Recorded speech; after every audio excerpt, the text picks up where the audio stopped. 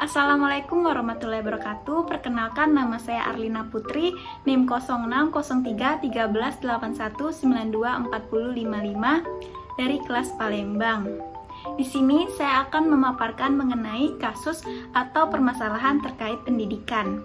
Video ini dibuat untuk memenuhi tugas ulangan tengah semester mata kuliah Ekonomi Pendidikan. Tujuan dari video ini adalah yang pertama, untuk memberikan informasi mengenai masalah biaya pendidikan di Indonesia. Yang kedua, untuk mengetahui solusi dari permasalahan masalah biaya pendidikan yang ada di Indonesia. Sebelum masuk ke permasalahannya, di sini saya ingin menjelaskan dulu mengenai apa sih pendidikan itu. Jadi, pendidikan adalah suatu proses pembelajaran yang merupakan kebutuhan primer yang harus terpenuhi.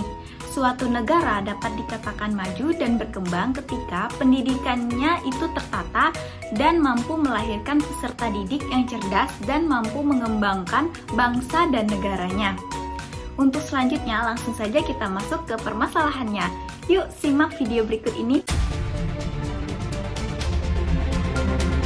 Biaya pendidikan di Indonesia setiap tahun selalu naik. Menurut survei HSBC, biaya pendidikan di Indonesia termasuk mahal dan masuk ke dalam 15 negara dengan biaya pendidikan terbesar di dunia.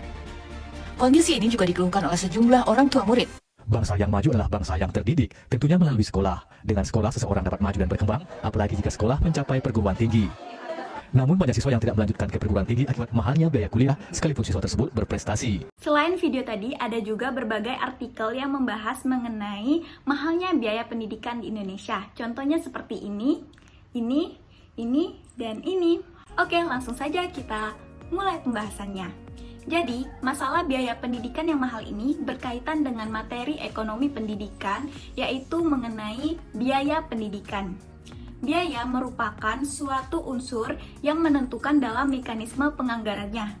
Penentuan biaya akan mempengaruhi tingkat efisiensi dan efektivitas kegiatan dalam suatu organisasi yang akan mencapai tujuan tertentu. Kegiatan yang dilaksanakan dengan biaya yang rendah dan menghasilkan kualitas yang baik dapat dikatakan kegiatan tersebut dilaksanakan secara efisien dan efektif. Pembiayaan pendidikan adalah suatu analisis tentang sumber-sumber dan penggunaan biaya yang diperuntukkan untuk pengelolaan pendidikan secara efisien untuk mencapai tujuan. Masalah mahalnya biaya pendidikan ini banyak dialami oleh orang-orang di bawah garis kemiskinan karena mereka berpikir bahwa memenuhi kebutuhan sehari-hari lebih penting daripada memenuhi kebutuhan pendidikan anak mereka. Nah, tentunya masalah mahalnya biaya pendidikan ini adalah faktor yang sangat sulit dihadapi oleh pemerintah dan banyak sering terjadi hingga saat ini. Banyak yang mengatakan pendidikan itu gratis. Tetapi ketika masuk sekolah, bahkan ketika mulai sekolah, dari segi fasilitas seperti buku, baju seragam, dan lain-lain itu memerlukan biaya yang banyak. Nah, inilah yang menjadi penyebab orang tua tidak mau melanjutkan atau tidak mementingkan kependidikan anak mereka karena terkendala oleh biaya. Seharusnya pendidikan merupakan hak seluruh rakyat Indonesia seperti yang terdapat dalam pembukaan Undang-Undang Dasar 1945 yang berbunyi salah satu tujuan negara adalah mencerdaskan kehidupan bangsa. Ini merupakan konsekuensi bahwa negara harus menyelenggarakan dan memfasilitaskan seluruh rakyat Indonesia untuk memperoleh pengajaran dan pendidikan yang layak. Maka, tentu saja negara dalam hal ini pemerintah harus mengusahakan agar pendidikan dapat dinikmati oleh seluruh rakyat Indonesia.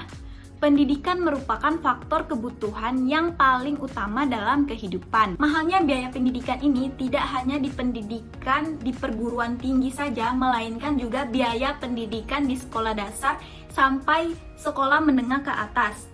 Walaupun sekarang ini sekolah sudah mendapat bantuan operasional sekolah atau dana BOS, semuanya masih belum mencukupi biaya pendidikan bagi masyarakat yang kurang mampu.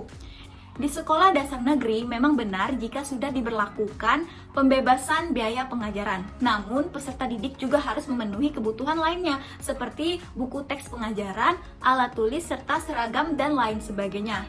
Hal itu diwajibkan oleh lembaga pendidikan yang bersangkutan. Yang mengejutkannya lagi, ada pendidik yang mewajibkan peserta didiknya untuk mengikuti les tambahan, yang tentu dengan bayaran untuk pendidik tersebut. Dari masalah yang dijelaskan tadi, maka solusi yang dapat dilakukan untuk mengatasi masalah mahalnya biaya pendidikan ini yang pertama, diperlukan kejujuran dan rencana yang strategis dari jajaran birokrasi pendidikan untuk mengimplementasikan anggaran pendidikan pada program pembiayaan pendidikan gratis atau murah bagi masyarakat. Yang kedua, dalam sekolah harus dibersihkan dari berbagai biaya pungutan seperti biaya LKS, biaya seragam, biaya uang masuk gedung, biaya ekstrakurikuler, dan lain sebagainya. Oleh karena itu, harusnya program pemberantasan korupsi harus bisa menyentuh dunia pendidikan terutama di sekolah-sekolah. Yang ketiga, kebijakan dari bidang pendidikan yang menyepakati program kapasitasi pendidikan harus diberhentikan atau dihapuskan. Dari penjelasan tadi, maka dapat disimpulkan bahwa masalah mahalnya pendidikan di Indonesia sudah menjadi rahasia umum bagi kita. Pendidikan di Indonesia masih merupakan investasi yang mahal sehingga diperlukan perencanaan serta persiapan dana pendidikan sejak dini. Baiklah, hanya itu saja yang dapat saya sampaikan mengenai masalah mahalnya pendidikan di Indonesia ini. Semoga video ini bermanfaat untuk teman-teman semua. Terima kasih. Wassalamualaikum warahmatullahi wabarakatuh.